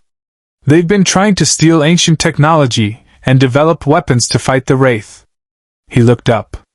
They must have heard about Logan. About his healing factor. If they could replicate it, they'd have super soldiers. Logan's claws slid out. They came to grab me before the Wraith showed up. The jumper sat down outside the village. Sheppard, Logan, McKay, and 2 Marines, Sergeants Markham and Chen, deployed immediately. The Genii spotted them, raised weapons that looked like a hybrid of projectile and energy technology. A woman stepped forward, mid-30s, commander's bearing, cold eyes. Colonel Sheppard. I was hoping Atlantis would send someone. Her gaze fixed on Logan. And you brought the regenerator. How convenient. Commander Kolia, Sheppard said, voice hard. You're on our evacuation list. Stand down. I think not. Kolia gestured, and her soldiers aimed at the kneeling villagers. We're taking the mutant. If you interfere, we start executing civilians. The Wraith are coming anyway. What difference do a few more bodies make? Logan stepped forward before Sheppard could respond. You want me? Let them go, and I'll come willingly. Logan, don't. She's right. Wraith are coming. These people need to evacuate. Logan looked at Kolia. You let Sheppard's team get them out, I'll cooperate. No fight. Kolia studied him, calculating. How do I know you won't tear through my soldiers the moment we're clear? Because unlike you, I don't use innocents as shields. Logan retracted his claws. You've got my word. A long silence. Then Kolia nodded. You have 10 minutes to evacuate the village. Then the regenerator comes with us. Sheppard looked like he wanted to argue, but he was too good a soldier. Markham, Chin, get these people to the gate. McKay, help coordinate the evacuation. He pulled Logan aside, voice low. You sure about this? They'll torture me, study me, try to figure out how my mutation works. Logan shrugged. Been through worse. And I heal. These people don't. We'll come back for you. I know. The evacuation was chaos. 500 terrified people streaming toward the Stargate, while Atlantis personnel tried to maintain order. McKay dialed coordinates, transmitted IDCs, pushed people through the shimmering wormhole as fast as the gate could cycle. 10 minutes became 15, then 20. Kolia's soldiers grew restless, but their commander held them in check. Finally, the last villager went through. The gate shut down. Sheppard started to follow, then turned back. Logan! Go! Logan's tone was final. I'll see you soon. Sheppard held his gaze for a moment, then nodded and stepped through the gate. It shut down, leaving Logan alone with the Genii. Kolia approached, holding a device that looked like a collar. This suppresses energy signatures. Put it on. Logan took it, examined the mechanism. Ancient technology, probably stolen. He could probably rip it off, but that would mean a fight, and these Genii would radio their base, send reinforcements. Better to play along, wait for an opening. He snapped the collar around his neck. Immediately, his healing factor stuttered. Not gone. Still working, but slower. The collar was emitting some kind of field that disrupted his mutation at the cellular level. Clever. Good. Kolia gestured to her soldiers. Bind him and prepare for. The sky split open. Not the Wraith hive, something else. A different wormhole, this one larger, more violent. It tore through reality above the village, and through it stepped a figure Logan recognized immediately. 8 feet tall. Purple skin. Armor of gold and blue. A face that had haunted the nightmares of half the universe. Thanos. The Mad Titan landed in the village square, and the impact cratered the ground. His eyes swept across the genii, dismissed them, and fixed on Logan. I have been searching for you, Weapon X. His voice was a resonant bass that carried absolute authority. You possess something I require. An infinity of regeneration. He raised one massive hand, and Logan saw the gauntlet, studded with gems that pulsed with impossible power. Your healing factor will allow me to use the stones without dying. You will serve a greater purpose. Kolia's soldiers opened fire. Their weapons did exactly nothing. Thanos waved his hand, and reality bent. The genii flew backward, slamming into buildings with bone-breaking force. Kolia tried to run. Thanos gestured, and she froze mid-step, held in stasis. Logan's claws extended. The collar tried to suppress them, sparked, and failed. Adamantium was adamantium. No ancient technology was stopping that. You gonna talk me to death, or we gonna do this? Logan growled. Thanos smiled. I admire your spirit. It will make breaking you more satisfying. He moved impossibly fast for something so large. One hand grabbed Logan by the throat, lifted him off the ground. The other hand, the one with the gauntlet, pressed against Logan's chest. Energy flooded into him. Not like the race feeding, this was different. The Infinity Stones were reading him, analyzing his mutation at the quantum level, pulling the information directly from his DNA. Logan felt his healing factor being mapped, understood, copied. He drove his claws into Thanos' wrist. All 6 blades punched through purple skin, scraped against bone. Thanos didn't even flinch. Just tightened his grip on Logan's throat until vertebrae cracked. The healing factor kicked in, repairing the damage. Thanos watched with interest. Remarkable. You truly cannot die. He released Logan, let him drop. I will take you with me. Study you properly. Extract your mutation and incorporate it into my own physiology. Then nothing, not the Avengers, not the Guardians, not even the Celestials, will be able to stop me. Logan pushed himself up, healing from a broken neck. Yeah? Get in line, bub. Everyone wants a piece of me. The sky split again. This time it was the Wraith hive, dropping out of hyperspace directly overhead. Darts launched immediately, screaming toward the village. And standing on the hive's hull, transmitted via hologram, was the Queen. Her black eyes fixed on Logan. The regenerator is mine, Titan! Leave this world or face the full might of my hive. Thanos looked up at the hive ship. Looked at the Queen. And laughed, a sound like avalanches. You dare threaten me? He raised the gauntlet. The stones flared. Very well. I will destroy your ship, take what I came for, and continue my work. Your species will learn what it means to oppose Thanos. Logan stood between them, a mad titan with godlike power, and a wraith queen with an entire hive ship. Both wanted to capture him, study him, use him. He extended his claws. Bring it on. The first wraith dart strafed Thanos with energy weapons. The mad titan didn't bother dodging. He raised the Infinity Gauntlet and reality bent. The energy blasts curved backward, struck the dart, and sent it spiraling into the ground in a fireball. Logan used the distraction. He charged Thanos from behind, claws aimed for the back of the Titan's knee, hamstring him, bring him down. The adamantium struck Thanos' skin and stopped. Not bounced off. Just stopped, like hitting a wall of solidified space. Thanos turned, almost casual, and backhanded Logan 300 feet into a burning building. The structure collapsed on impact.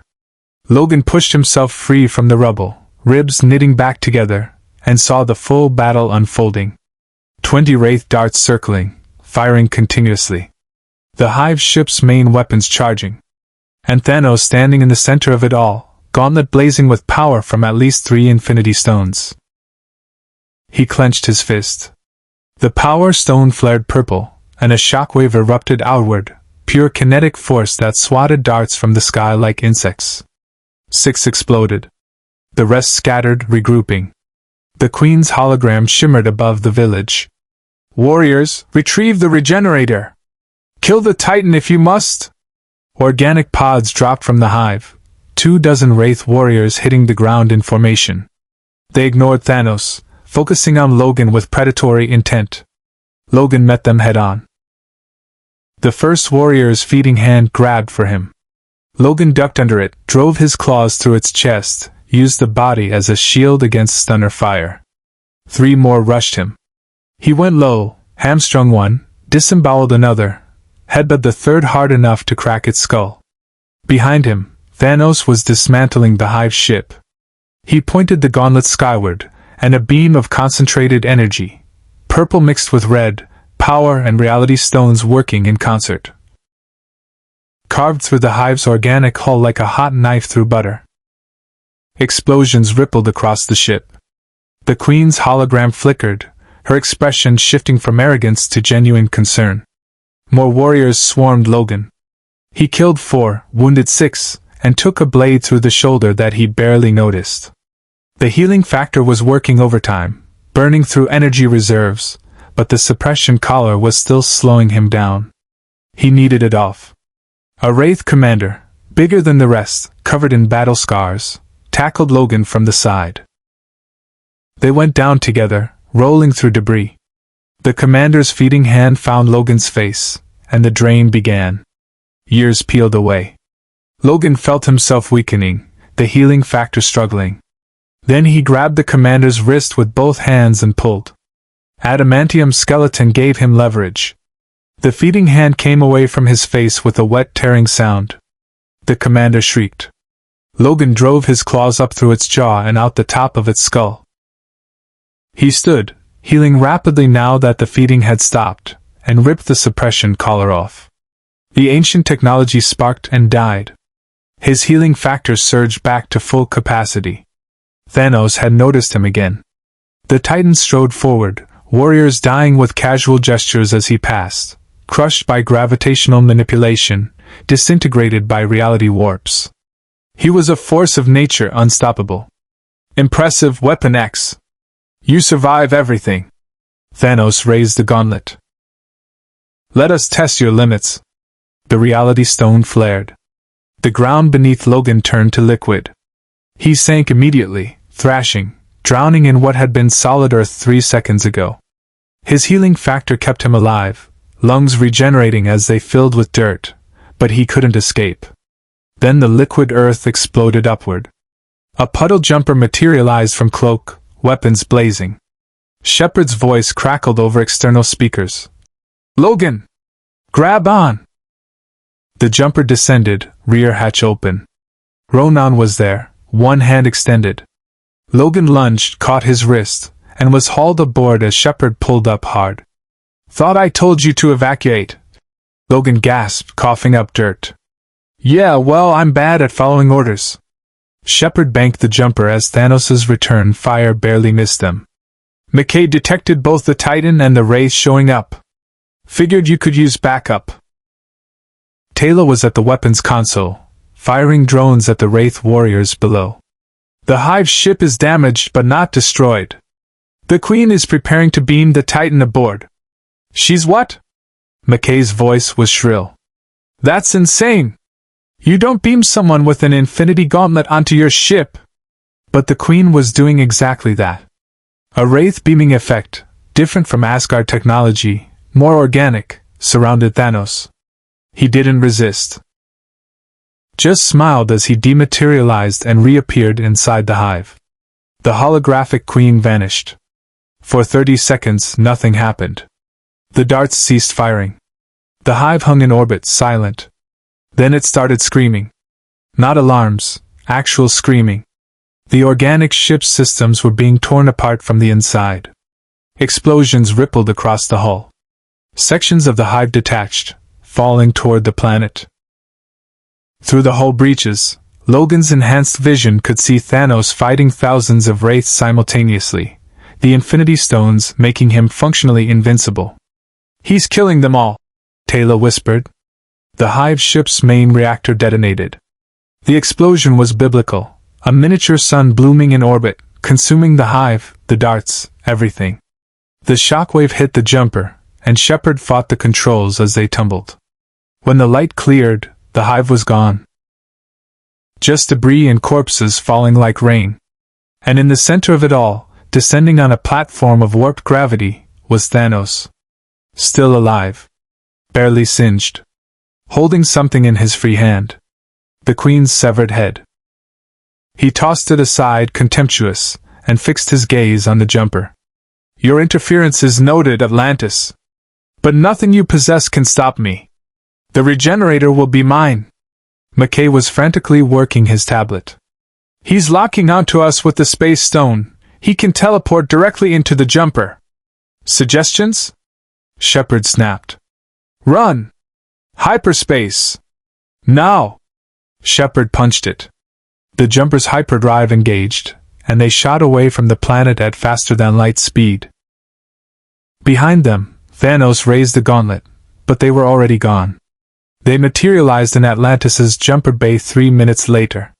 Emergency teams were already waiting, armed Marines, McKay with sensor equipment, Colonel Caldwell looking grim. "We detected the hive's destruction from here," Caldwell said as they disembarked. "What the hell happened?" "Thanos happened." Sheppard's expression was haunted. "He wiped out an entire hive ship single-handedly. Thousands of Wraith, gone in minutes." Caldwell turned to Logan. "And he's after you specifically? Wants my healing factor. Thinks it'll let him use all the Infinity Stones without dying." Logan's claws slid out reflexively. "He ain't getting it." "The other evacuation teams?" Taylor asked. "All successful. The settlements are empty, gates collapsed. But Thanos knows where Atlantis is now." Caldwell's jaw tightened. "We need to prepare for an assault." McKay shook his head. "We can't fight someone with Infinity Stones. He can manipulate reality, space, time. Our shields won't hold, our weapons won't hurt him. We need to run." "Run where?" Ronon demanded. "He can track Logan across galaxies. Then we don't run." Logan looked at each of them, Sheppard, Ronon, Taylor, McKay. The team that had pulled him from that hive. The team that had come back for him when they could have left him to the genii. "We make a stand. Together." Sheppard met his eyes.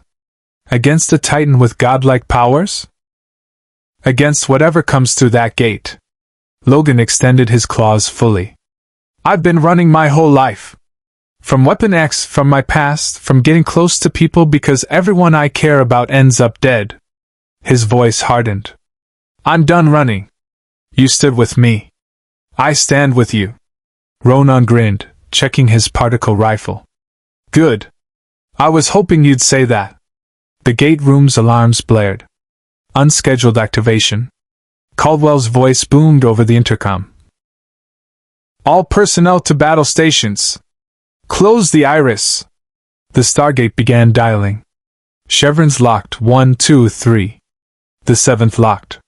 The wormhole erupted. Through the iris, that protective barrier 3 micrometers from the event horizon, they heard a voice. "Thanos. Atlantis. You harbor what belongs to me. Surrender the regenerator, or I will tear your city apart atom by atom." A pause. "You have 1 hour." The wormhole shut down. Silence filled the gate room. Caldwell looked at his assembled personnel. Marines, scientists, explorers. An entire city of people who'd come 3 million light-years to find the lost city of the ancients, and defend humanity against the Wraith. "All hands," he announced. "Prepare for siege. We hold this city. We hold this gate. And we don't give them a damn thing." Logan stood with Sheppard's team, claws out, ready for what came next. He'd face the Wraith. Face the genii. Face Thanos himself. Now came the real fight. For Atlantis. For these people who'd become something like family in less than a day. For everyone who'd ever been turned into a weapon and refused to break. The hour was counting down. Atlantis transformed into a fortress in 45 minutes. Marines established defensive positions throughout the gate room. Heavy weapons emplacements, portable shield generators scavenged from ancient technology, overlapping fields of fire. McKay and his team worked frantically to boost the city's shield, rerouting power from non-essential systems. Taylor coordinated civilian evacuation to the deepest levels of the city, while Ronon armed every person who could hold a weapon. Logan stood with Sheppard in the control room overlooking the Stargate, watching the preparations. The city's military complement was maybe 300 soldiers, good troops, well-trained, but nothing compared to what Thanos could bring. "You know he's not coming alone," Sheppard said quietly. "Thanos doesn't work solo. He'll bring an army. Then we kill an army." Logan's tone was flat. "Done it before." Caldwell approached, carrying something wrapped in cloth. "Mr. Logan, our armory has been developing weapons using ancient technology. Most are still experimental, but—" He unwrapped it, revealing a combat harness studded with crystalline modules. Personal shield generator, enhanced durability, integrated with Wraith energy weapon components. McKay thinks it might enhance your already considerable abilities. Logan examined the harness. Ancient design, but practical. This gonna slow me down? Opposite, actually. McKay appeared beside Caldwell, tablet in hand as always. The shield generators key off kinetic motion. The faster you move, the stronger the protection. Combined with your healing factor, you'd be nearly indestructible. For a while. Maybe 10 minutes before the power cells burn out. 10 minutes is enough.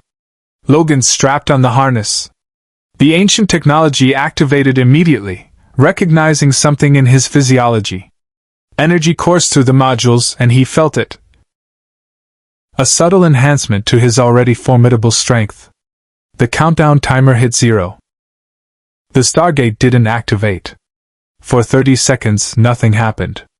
Then the city's long-range sensors screamed warnings. "Contacts!" A technician's voice cracked. "Multiple ships dropping out of hyperspace. Thousands of them." The main screen lit up with tactical data. Logan saw Thanos' flagship, a massive dreadnought bristling with weapons. But surrounding it were hundreds of smaller craft he didn't recognize. Organic-looking ships, definitely not human. "Those are Wraith cruisers," Taylor said, her voice tight with disbelief. "But how?" "We saw the hive destroyed." McKay's fingers flew across his tablet. "Multiple hive ships converging on our position. Different factions, they're not working together, they're competing. They all want Logan. And Thanos is using them." Sheppard's expression was grim. He let word spread about the regenerator, knowing every Wraith faction in Pegasus would come running. He's using them as cannon fodder. The comm system crackled. Thanos' voice filled Atlantis. "I gave you 1 hour as a courtesy. That time has expired. My forces will breach your city. The Wraith will cull your people. And I will take what I came for. This is your final chance. Surrender Weapon X, and the rest of you may live." Caldwell's answer was to raise the city's shield. A shimmering energy barrier enveloped Atlantis, powered by the city's ancient generators. On the sensors, the enemy fleet began its approach. "Here they come," someone whispered. The Wraith struck first. Darts screamed down through Atlantis' atmosphere, energy weapons hammering the shield. The barrier held barely. Then the larger cruisers opened fire, massive energy beams that made the shield flare and buckle. Atlantis' defensive batteries returned fire. Ancient drone weapons launched from concealed emplacements, streaking toward the Wraith ships with devastating precision. 3 cruisers exploded. 5 more broke off, damaged. But more kept coming. Thanos' dreadnought hung back, watching. Waiting. "He's letting the Wraiths soften us up," Sheppard said. "Conserving his own forces." The shield flickered. McKay cursed, rerouting power. "We've got maybe 20 minutes before it fails completely." An explosion rocked the city, not from above, but from below.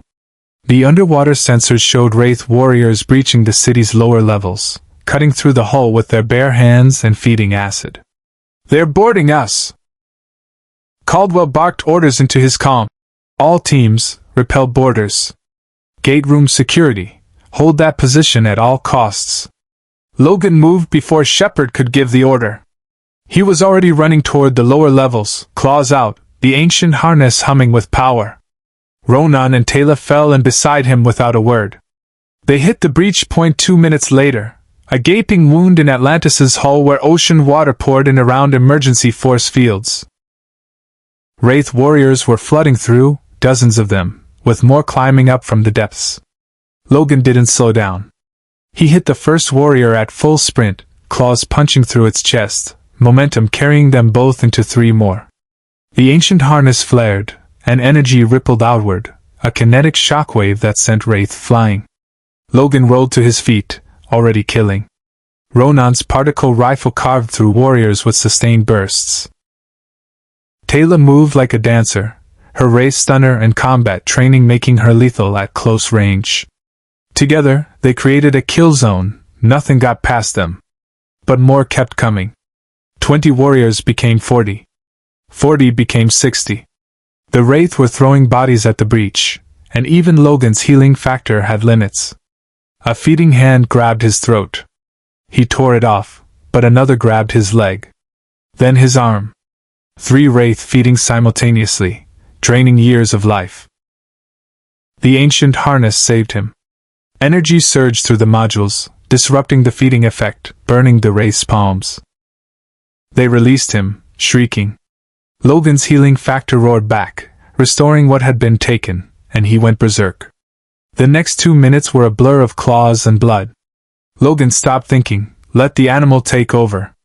The berserker killed with brutal efficiency, no wasted movement, no mercy, just violence distilled to its purest form.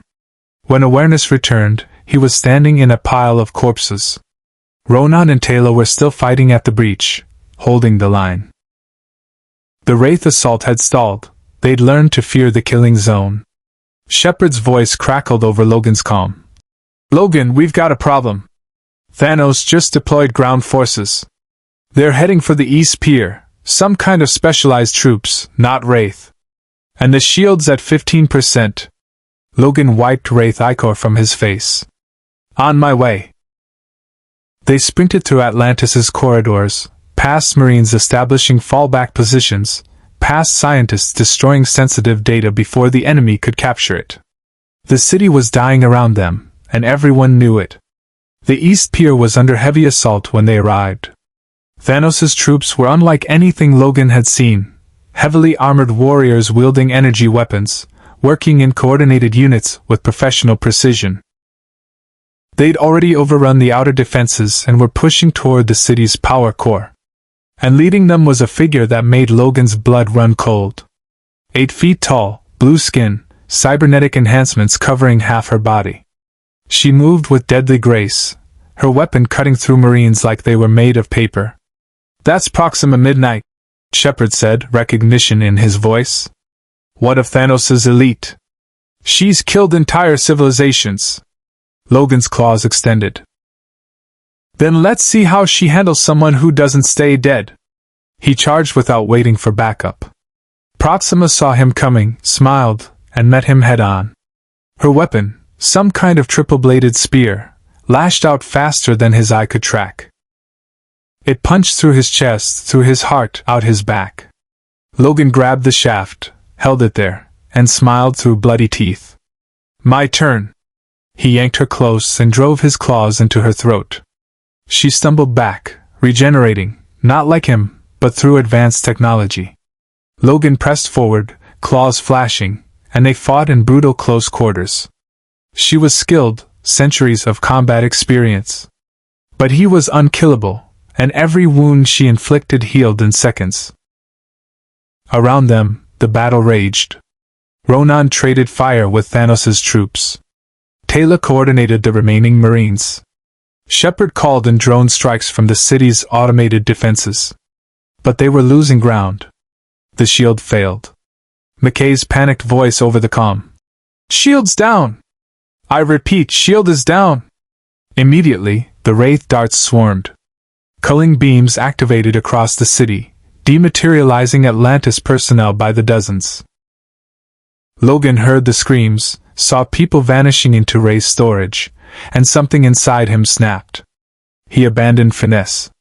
Grabbed Proxima Midnight by the throat, drove her into the deck hard enough to crack ancient metal, and started sawing through her neck with his claws. She fought back, her weapon stabbing him repeatedly, but he didn't stop. Couldn't stop.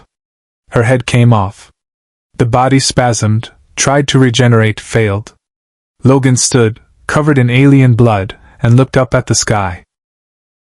Thanos' dreadnought was descending, coming down to claim his prize personally. Sheppard appeared at Logan's side, bleeding from a dozen wounds. "We're evacuating. Caldwell's ordered a full retreat through the gate. We'll blow the city behind us, deny Thanos and the Wraith everything." "No." Logan's voice was hard. "You evacuate. I stay." "Logan. He wants me? He can have me." Logan met Sheppard's eyes. "But I'm gonna make him work for it. Buy you time to get everyone out." "That's suicide. I don't die, remember?" Logan's grin was feral. "Now get your people to safety. That's an order." Sheppard looked like he wanted to argue. Instead, he gripped Logan's shoulder once, hard. "It's been an honor." "Likewise, bub." Sheppard ran. Logan heard the evacuation orders echoing through the city, heard the Stargate activating repeatedly as Atlantis personnel fled to safety. He stood alone on the East Pier, watching Thanos' ship descend, and waited. The Mad Titan emerged from his ship on a platform of warped gravity, the Infinity Gauntlet gleaming. He surveyed the burning city, the fleeing humans, the Wraith darts still circling like vultures. Then he looked at Logan and smiled. "At last. No more running. No more allies to hide behind." Thanos descended until he stood 30 feet away. "Just you and me, Weapon X. And when I am finished, your healing factor will be mine. I will be truly immortal. Unstoppable. And the universe will kneel." Logan's claws extended fully. The ancient harness hummed, power cells at maximum. Behind him, he heard the last of Atlantis' personnel diving through the Stargate.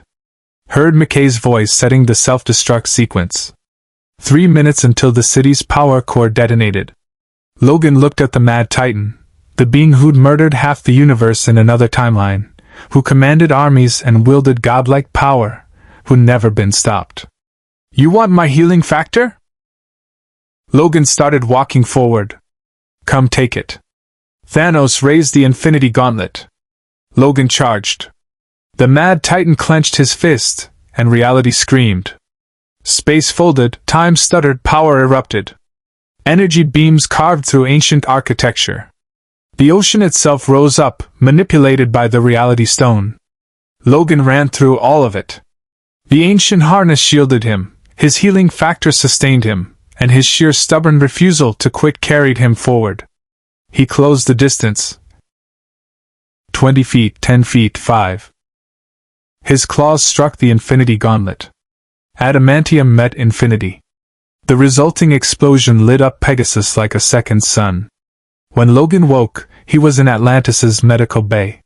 Or what was left of it. Half the ceiling was gone, equipment sparking, the whole structure tilted at an angle.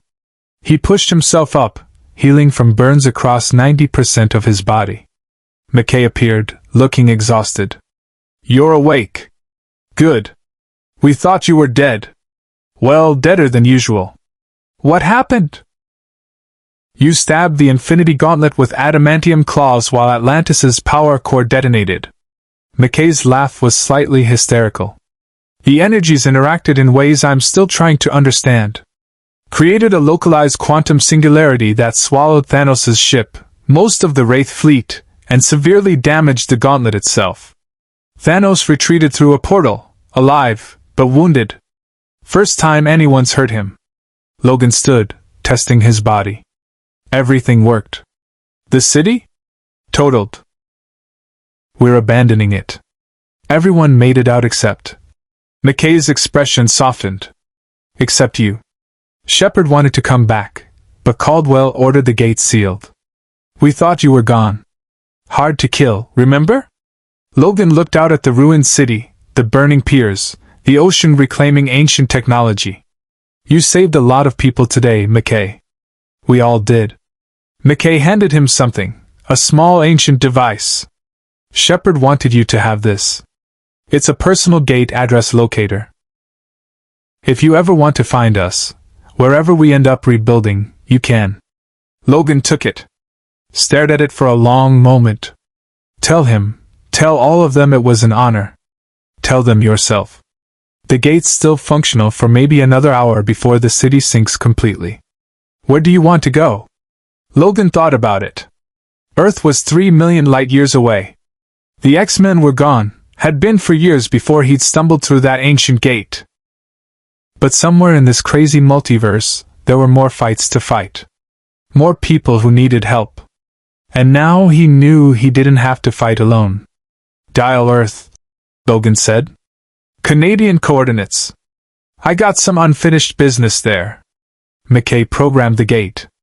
The wormhole erupted, that familiar shimmer connection to home. Logan stood before it, claws retracted, and looked back at the ruins of Atlantis one last time. He'd come to Pegasus as a prisoner. A weapon to be used. A mutation to be studied. He was leaving as something else. A teammate. A warrior. Maybe even a hero, though he'd never admit it.